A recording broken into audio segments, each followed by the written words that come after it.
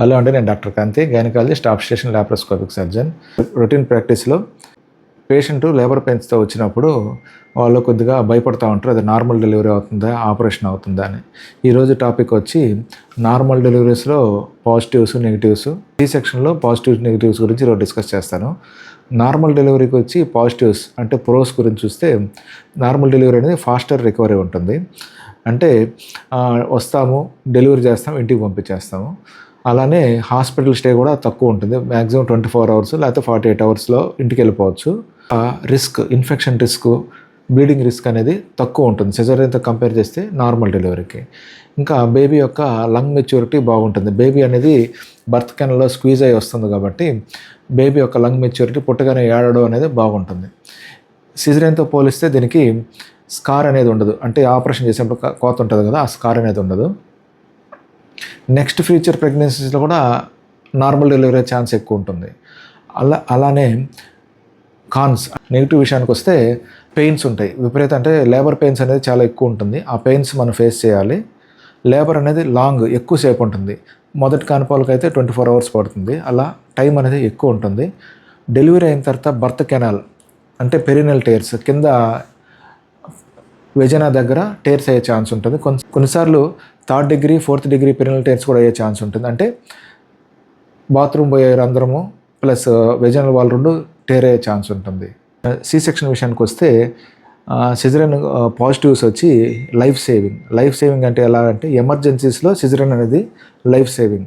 Emergencies అంటే మదర్కి ఏమన్నా ఎక్లాంషియా అంటే బీపీ ఎక్కువ ఫిట్స్ వచ్చినా కానీ, బేబీకి ఫీటల్ డిస్ట్రెస్, ఫీటల్ హార్ట్, బిడ్డ గుండె తప్పుడు స్లో అయిపోయినప్పుడు కానీ, అలాంటి టైంలో సిజేరియన్ సెక్షన్ అనేది లైఫ్ సేవింగ్ అనమాట. Both for mother and children ఇద్దరికి లైఫ్ సేవింగ్.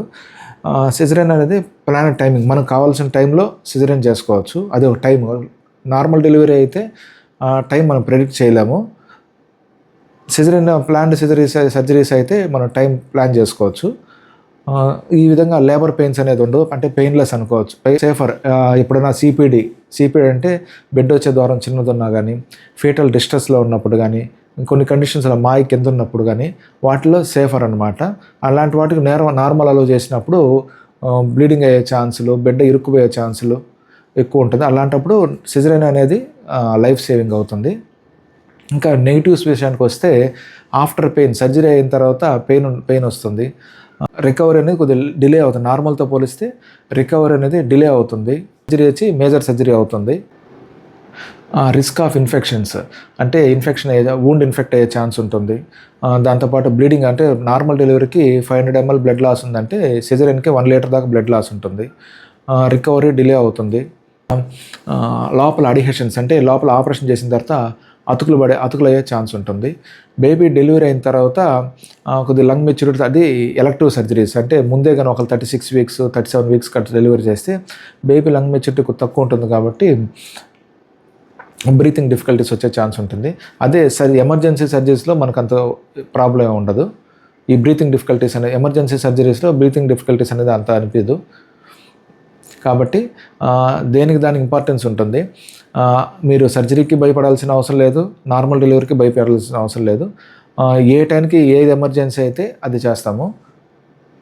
ఇది వాళ్ళ టాపిక్. మరిన్ని టాపిక్స్ ఛానల్ లైక్ చేయండి, షేర్ చేయండి, సబ్స్క్రైబ్ చేయండి. ఇంకేమైనా టాపిక్స్ కావాలన్నా కింద కామెంట్ చేయండి, నేను తప్పకుండా రిప్లై ఇస్తాను. డౌట్స్ ఉన్నా కింద కామెంట్ చేయండి, తప్పకుండా రిప్లై ఇస్తాను. Thank you.